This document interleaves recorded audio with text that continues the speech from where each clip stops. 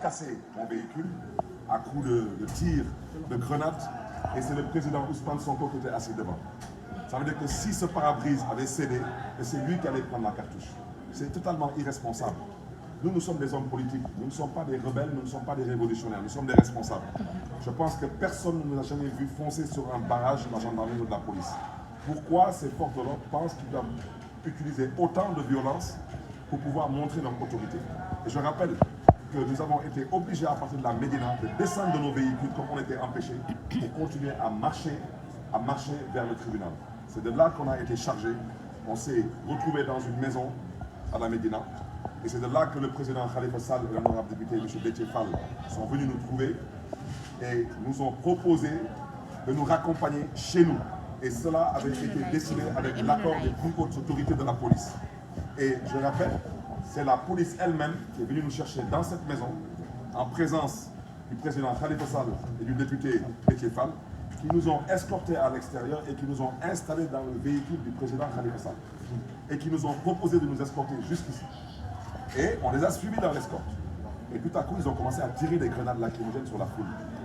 Et on a continué notre chemin. Et arrivé à hauteur du lycée de la Fosse, ils ont arrêté le cortège, ils ont ouvert la porte du véhicule, ils nous ont sortis de force pour nous jeter dans le fourgon blindé de la police. Totalement scandaleux, totalement humiliant et inacceptable dans une république qui se respecte. Je répète au passage, pour ceux qui peut-être ne le savent pas, tous les gens qui ont été malmenés aujourd'hui dans cette république, ce n'est pas n'importe qui tout de même. M. Ousmane Sonko est parlementaire à l'Assemblée nationale. Dans le même véhicule, il y avait l'honorable député Déthié Fall, tout de même. Apprenez à respecter les gens pour ce qu'ils sont. Ce sont des élus du peuple. On ne peut pas aujourd'hui accepter que le président de la République du Sénégal soit humilié. Et bien pourquoi nous devons accepter que les députés du peuple ou des anciens ministres soient humiliés comme ça en pleine vue? C'est totalement inadmissible. Et je pense qu'il faudrait lancer un appel aux forces de défense et de sécurité, les appeler à la tenue, à la retenue. Ça ne sert à rien de verser dans le zèle. Nous sommes tous des Sénégalais et nous sommes appelés à diriger ce pays et nous voulons le faire en toute responsabilité. Mais aujourd'hui, nous n'accepterons pas la violation de nos droits. C'est la raison pour laquelle, pour l'instant, même si dans la coalition il y a eu Askanui, même si dans mon entourage il y a des gens qui pensent que nous ne devons pas leur donner le plaisir de faire ce qu'ils ont envie de faire, parce que jusqu'à preuve du contraire, je le répète, le régime en face aujourd'hui est apeuré. La vérité, c'est qu'ils ont des sondages qui les empêchent de dormir, ils ont aujourd'hui des tendances qui les empêchent de dormir, et ils sont en train de chercher tous les janvier 2022. Et ça, je l'ai déjà dit, un de vos collègues journalistes avait eu à le dire. Beaucoup de gens se sont peut-être un peu moqués de lui, mais il dit que lui, il ne voit pas comment ce régime va aller vers sa perte. Donc nous le répétons encore, nous sommes candidats aux élections locales du 23 janvier 2022 et ce que nous souhaitons aujourd'hui, c'est pouvoir battre campagne de façon totalement apaisée et qu'on nous laisse la possibilité et la responsabilité de pouvoir exercer nos droits dans une démocratie qui se respecte. Je vous remercie. Oui, je voudrais surtout aussi compatir à la douleur de tous les blessés. Il y a eu beaucoup de blessés, de part et d'autre. Il y a eu des policiers blessés. Nous compatissons cette douleur. Mais il y a aussi eu...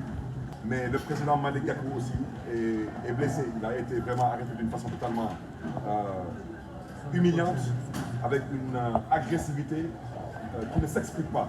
Ce monsieur, je le répète, a été ancien ministre de la République, ancien président du Conseil régional de Dakar. Ce qui s'est passé aujourd'hui lors de notre arrestation n'honore pas une république qui se respecte. Je suis désolé. Donc vraiment, on souhaiterait compatir à toute cette douleur que les uns et les autres ont eu à ressentir aujourd'hui. Mais ce n'était que pour l'expression, une fois de plus, l'expression de notre volonté de pouvoir vivre dans une démocratie respectable et apaisée.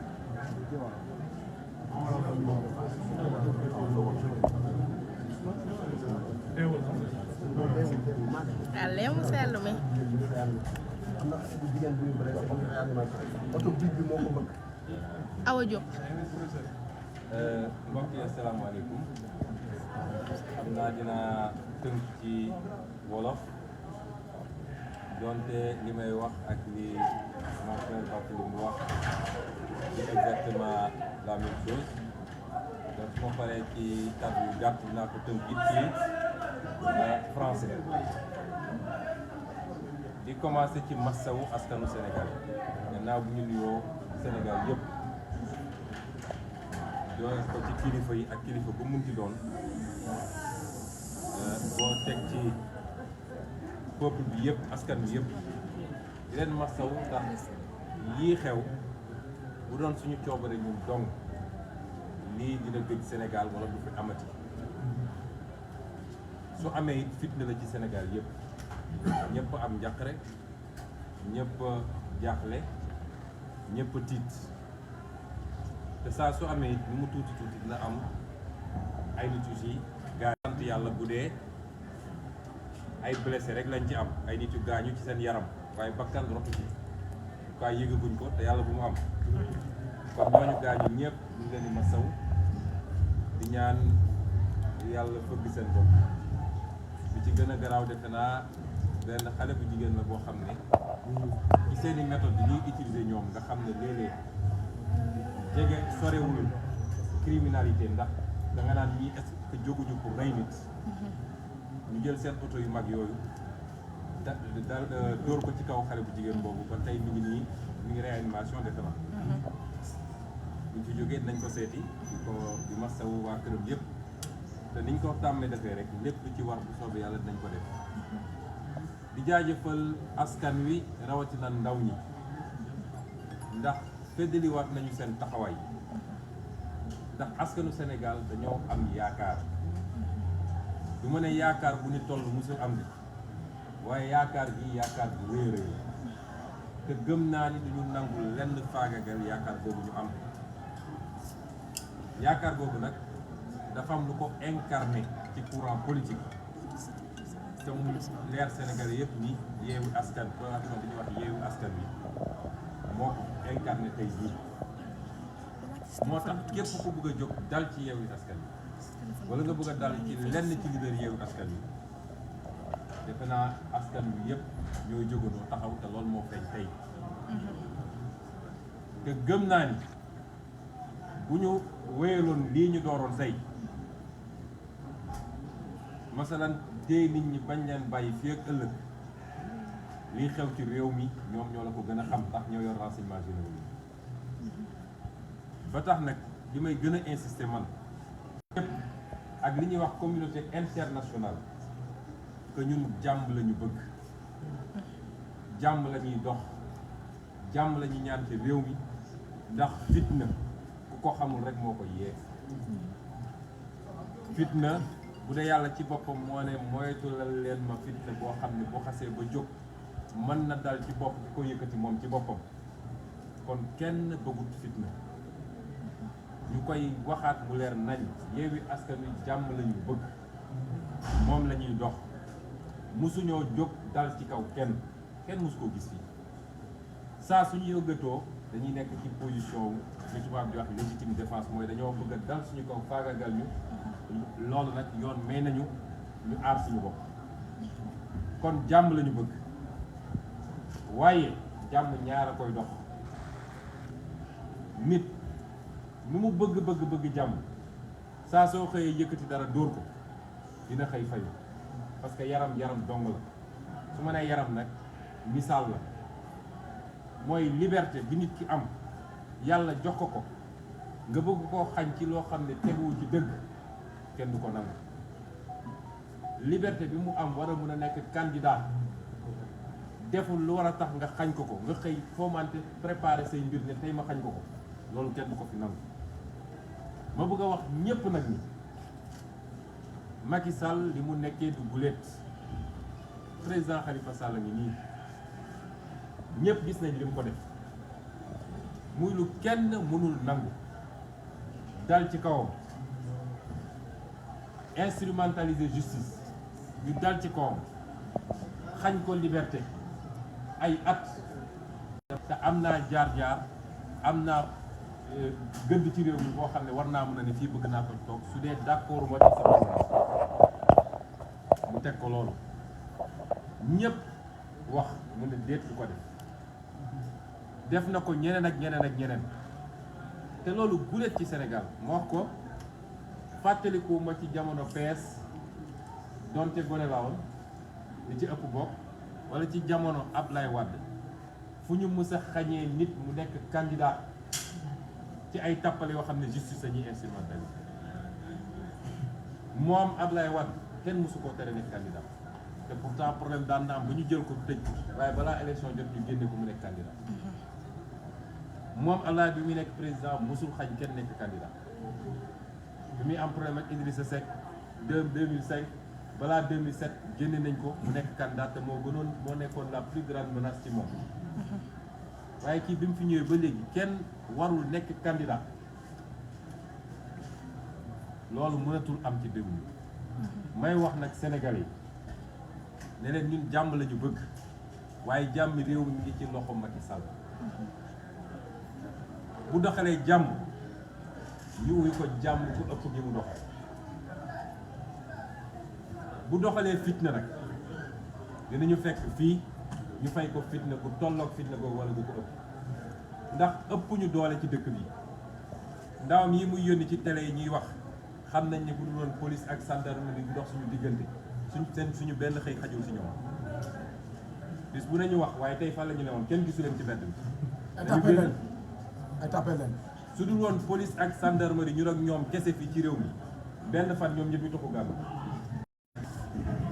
mooy noggatu beeg xoqatal bi jeex na dootuñu nangu mu dal ci benn leader fii ci Sénégal ci loo xam ne tegul ci yoon neewuñu lu jaadu de parce que ñu nit ay citoyen lañu bu ñu defee lu warut yoon dafay dal suñu kaw mais fexe ay mbir yoo xam ne tegul fenn instrumentaliser justice ne da ngay dal ci kaw nit ñi loolu jeex na ci réew mi te lu mu ko jaral benn jaral lañu ko fukk nag jàmm lañu bëgg jàmm jaa ngi ci loxo Macky Sall ñu koy wër di ko jay naan ko yow yaa mën yaa xam ñooñu ñooy njëkk a daw gis mbir mi tàngi lañ ko ñaan mooy na organiser ay élections locales yu dal ci màggal gi yow war nga toog de yaa ngi kilifa gaañ wax na rek ko ko ci gàmmu gi kilifa wax na ko ko loolu jafewut ma comprendre te yaa may gaañ. nañu organiser élection yu jaar yoon ki war a gañe gañe wala ñi war a gañe gañe ñu xam ni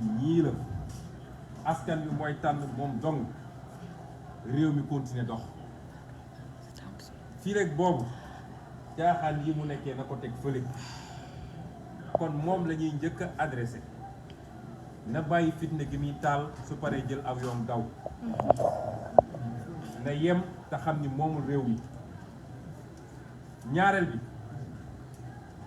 justice ñu ngi leen di ñaan dafa am fu mbir di toll ci réew nit ñi dañuy retrouver li tubaab di wax la dignité professionnelle mooy orma bi nga xam ne wala gëdd bi nga xam ne moom nga war a jox sa liggéey sa diggante yow ak yàlla kese nga delloo ko foofu Macky Sall benn nit rek day romb daf fiy jógee ndax avant moom président amoon na président du loolu mooy justice ci réew justice moo war a stabiliser réew waaye justice warul doon facteur bi taal réew te li fi xew diggante mars ak tey wane ni loxo justice génnu ci ñuy ñaan justice nañu delloo ci seen xel ñetteel bi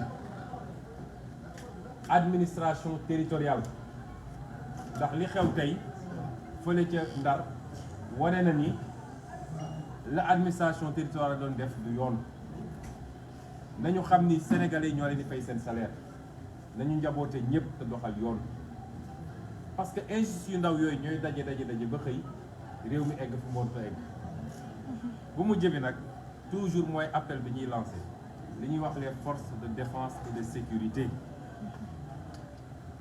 ñoom ñoo yor suñu kaaraange ñun ñëpp jox nañ leen gëdd weg nañ leen ngalawaay nañu góorgóorlu ci jàppale ñu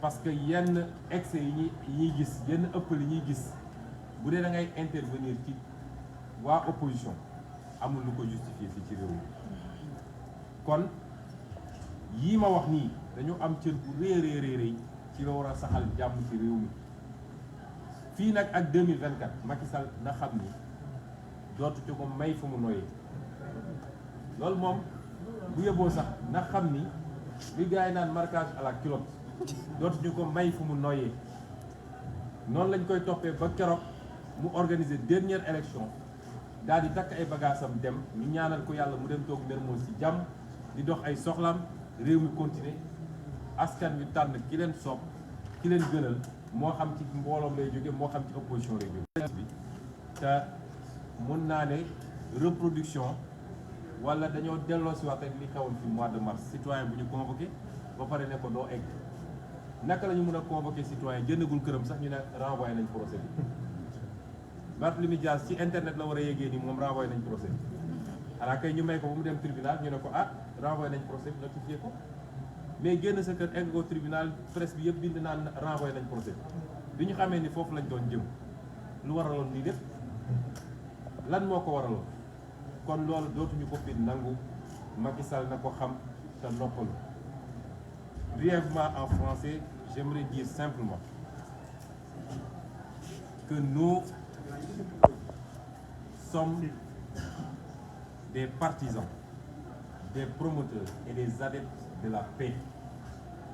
Parce que rien de grand ne peut se faire sans la paix. Ceux qui parlent de guerre, ceux qui parlent de guérilla, ceux qui parlent d'insurrection, ils ne savent pas ce que cela veut dire. Moi qui ai eu la chance de grandir dans une zone où les armes crépitaient tous les jours, je sais ce que c'est que la guerre. Vous ne pourrez rien construire de bon dans une situation d'absence de paix. Vous ne pourrez garantir la santé à personne, vous ne pourrez garantir l'éducation à personne, à poursuivre, construire des routes et des autoroutes ou créer des emplois pour les jeunes.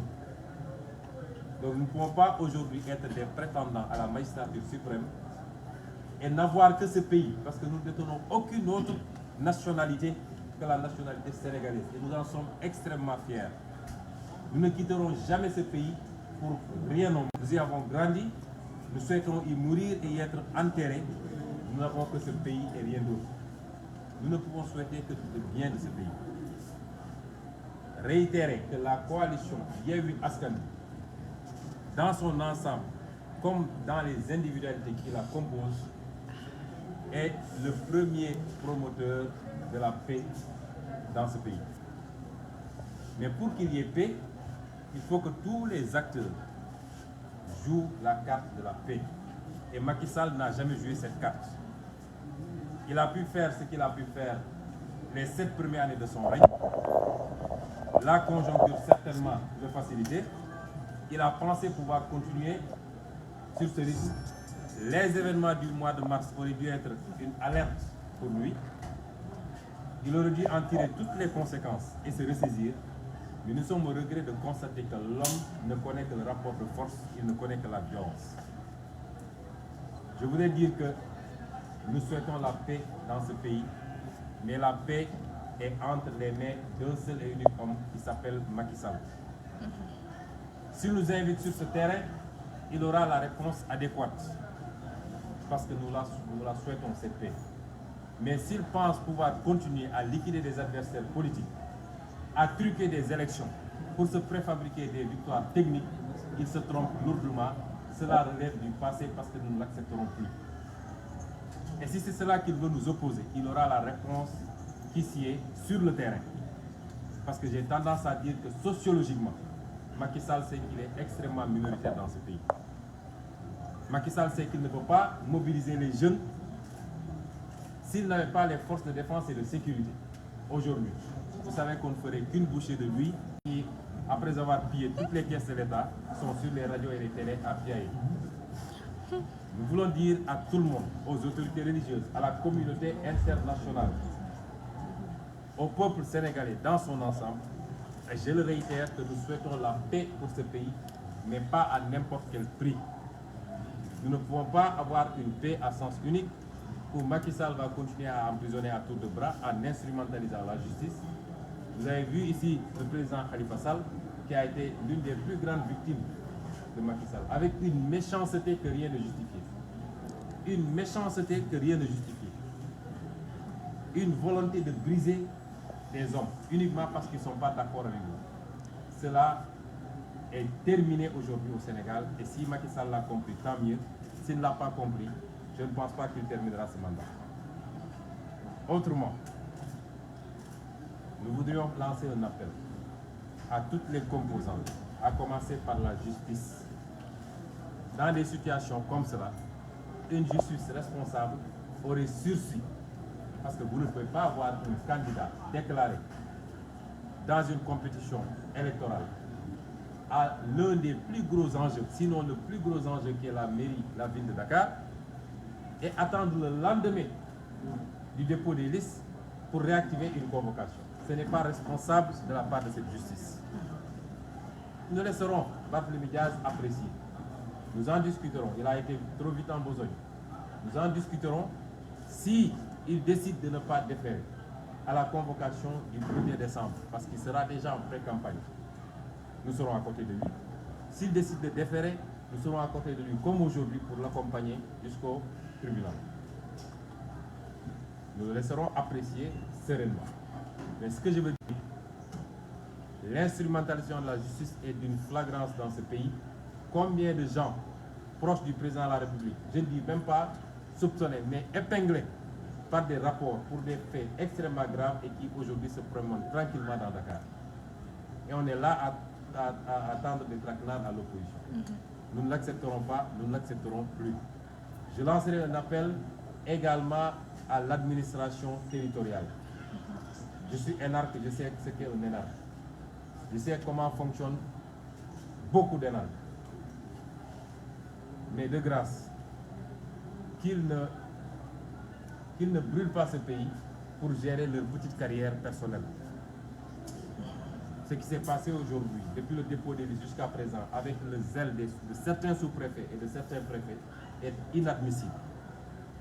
Il faut qu'ils arrêtent ces comportements excessifs, parce qu'ils sont là pour administrer tout le monde et de la même manière, et ils sont payés, rémunérés par le peuple sénégalais et non pas par Macky Sall. Je terminerai par lancer également un appel aux forces de défense et de sécurité. J'ai tendance à parler des forces de défense et de sécurité, et particulièrement de la chaîne de commandement. L'usage excessif de la violence ne peut produire rien de bon.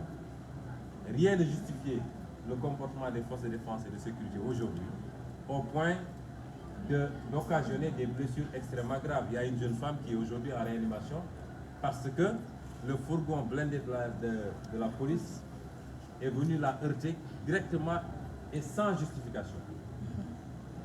Des gens ont reçu des tirs à balles blancs. Des éléments de sécurité ont été. C'est cela qu'il faut arrêter, et les événements du mois de mars auraient dû nous induire ou nous indiquer cela. Nous lançons un appel à ces forces de défense et de sécurité. Il ne faut pas qu'on accepte que Macky Sall et le petit groupuscule qui est autour de lui mettent le feu au pays et se mettent derrière ces forces de défense et de sécurité pour les amener à brimer ou à casser de l'opposant ou du citoyen simplement. Parce que ceux qui sortent, pour la plus grande partie, sont des citoyens qui sont simplement révulsés par ce qui se passe dans ce pays. Voilà ce que nous voulions dire en résumé, et nous vous remercions pour avoir été là, avoir été patient. Merci beaucoup. Merci beaucoup.